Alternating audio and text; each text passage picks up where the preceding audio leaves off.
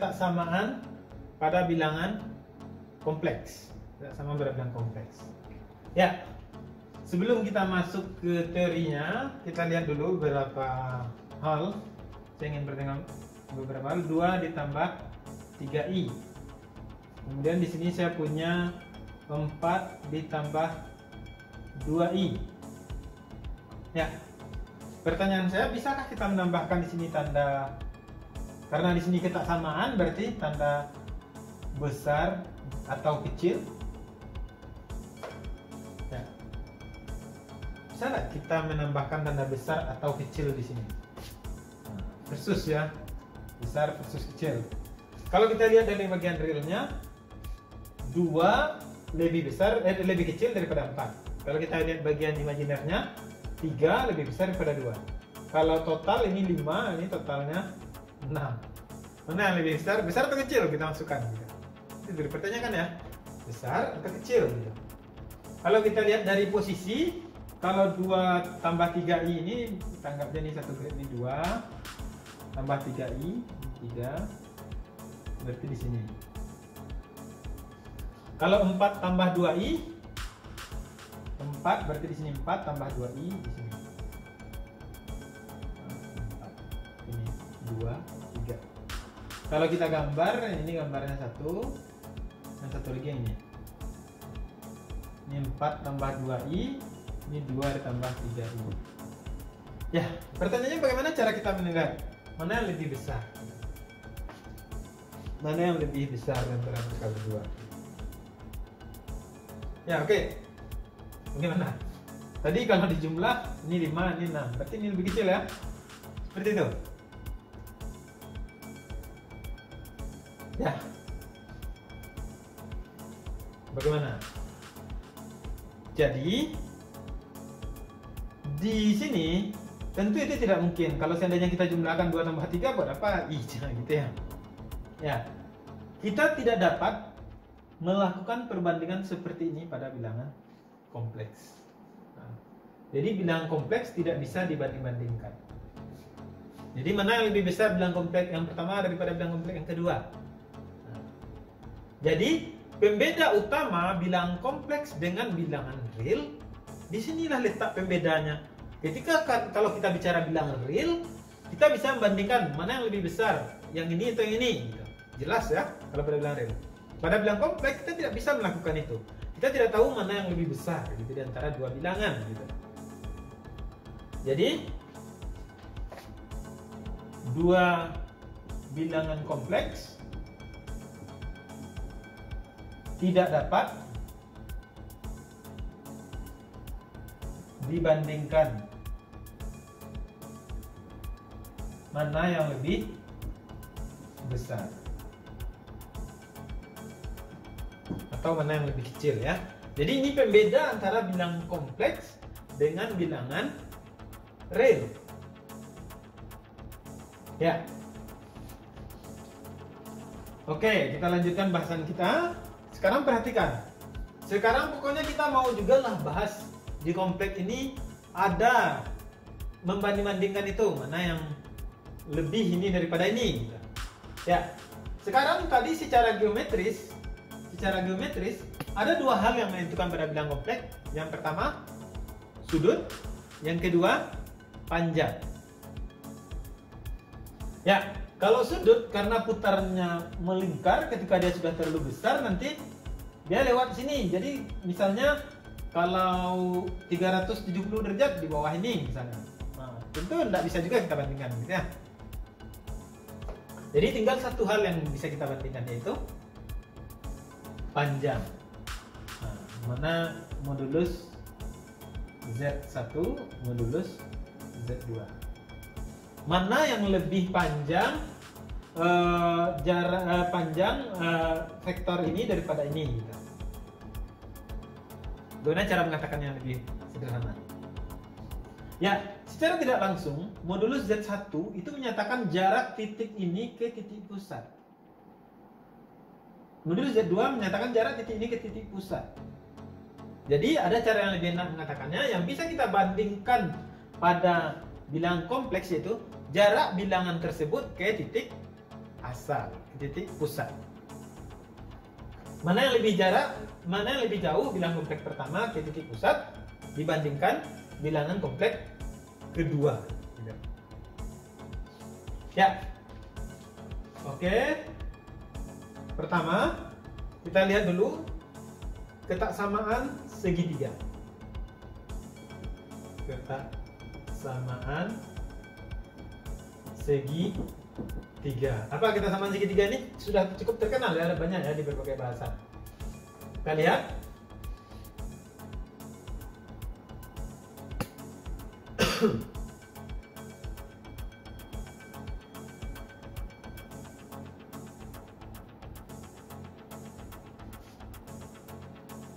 Misalnya ini adalah Z1 ya. Ini Z1. Kemudian saya ambil dari sini ke sini adalah Z2. Maka yang ini dari ini ke sini adalah Z1 ditambah Z2. Ya, secara vektoris ini sudah sering dilihat ya. Ingat tadi kita dapat memandang bilangan kompleks sebagai vektor di bidang. Akibatnya apa? Yang ini tetap berlaku. Kalau ini adalah modulus Z1 ditambah Z2, sementara ini modulus Z1, ini modulus Z2. Ya, di sini berlaku kalau modulus dari Z1 ditambah Z2 itu kurang dari atau sama dengan modulus Z1 ditambah modulus Z2. Kapan terjadi kesamaan? Kapan ini tanda ini menjadi sama? Kapan tanda ini menjadi sama? Ketika Z1 sama dengan Z2. Oke ya? Atau Z1 kelipatan dari Z2. Ya. Jadi di sini kesamaan terjadi saat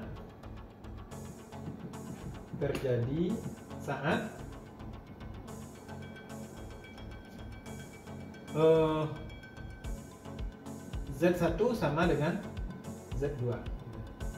Salah satunya ya. Oke.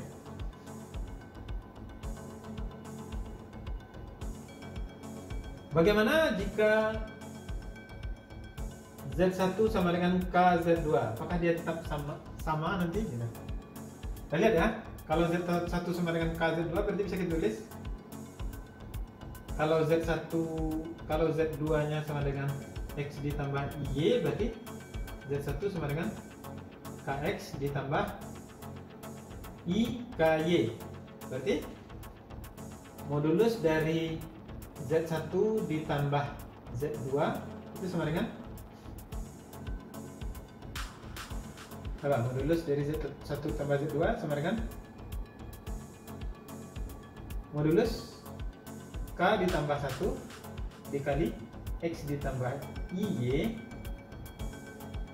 sama dengan modulus K ditambah 1 dikali modulus X ditambah Y. Oke ya? Nah, jadi kalau kita buat pula yang satu-satu seperti ini, berarti modulus Z1 sama dengan ya modulus K dalam kurung X ditambah Y. Karena Z1 sama dengan K dikali X tambah Y ya. Berarti sama dengan K dikali modulus X tambah Y. Kalau modulus Z2 ya modulus X tambah Y. Kalau kita jumlah Z1 tambah Z2, K tambah 1, X tambah Y. Jadi kesamaan terjadi saat Z1 sama dengan Z2 atau Z1 sama dengan K Z2. Oke ya, seperti itu.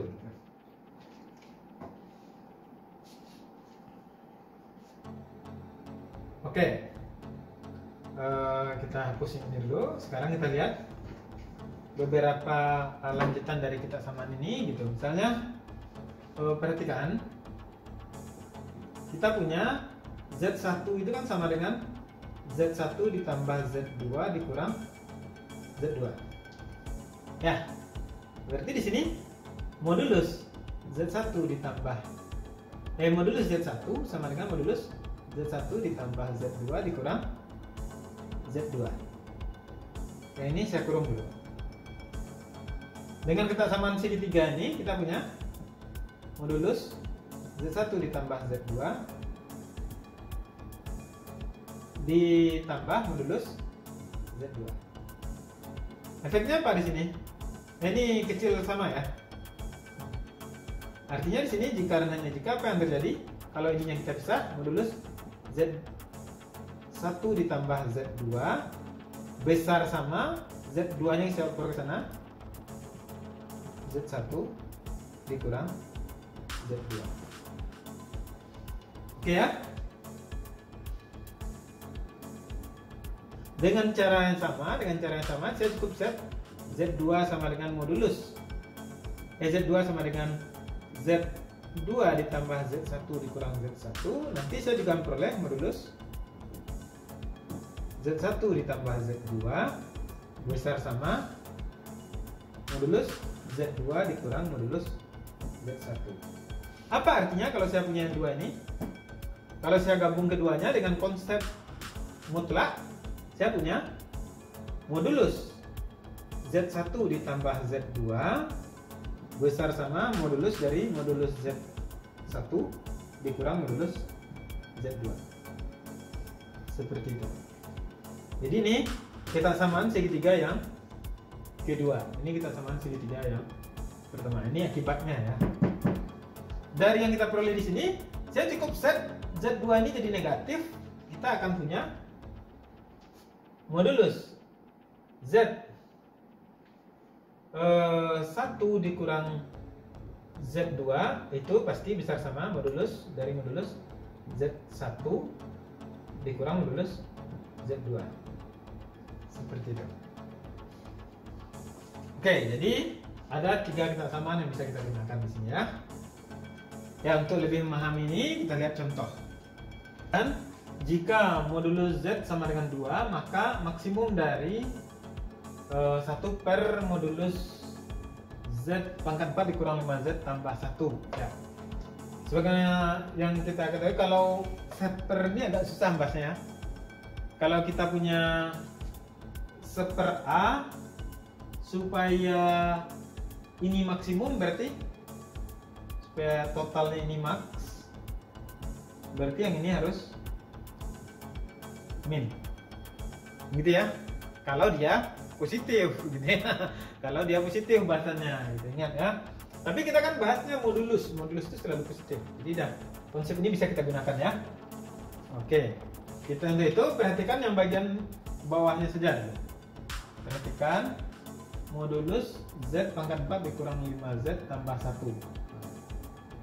Ini bisa kita tulis dengan modulus Z pangkat 4 dikurang 5Z kurang 1. Ya, dengan konsep kesamaan segitiga tadi bentuknya ada ya, Z1 kurang Z2 ya. Berarti ini besar sama modulus dari modulus Z pangkat 4 dikurang modulus 5Z dikurang 1. Oke. Ya. Kemudian bentuk ini bisa lagi kita ambil lagi, yang ini yang paling kecilnya berapa sih gitu ya. Kita ambil lagi nih. Berarti ini besar sama dari modulus Z pangkat 4 dikurang dalam kurung, kita gunakan kesamaan segitiga nih. Modulus 5Z ditambah modulus 1. Oke. Kalau ini lebih besar, tentu ini lebih kecil jadinya. Makanya di sini besar sama. Oke. Karena negatif ya. Kalau kita sederhanakan nih, ini sama dengan mutlak modulus Z pangkat 4 dikurang 5 modulus Z dikurang 1. Karena tadi modulus Z-nya sama dengan 2, berarti ini bisa kita tulis 2 pangkat 4 dikurang 5 kali 2 kurang 1 sama dengan 5 ya. 16 kurang 10 kurang 1 ya. Oke, 5 ya. Nah, akibat sehingga modulus dari 1 per Z pangkat 4 dikurang 5Z tambah 1 itu pasti kecil sama dari 1 per 5. Gitu. Kalau 1 per 5 berarti kesamaan terpenuhi saat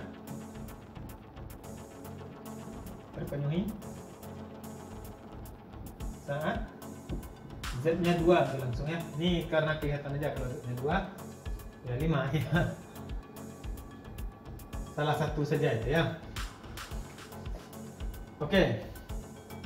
Dengan demikian kita bisa menggunakan konsep kesamaan untuk mencari nilai maksimum dari ini ya. Oke, terima kasih.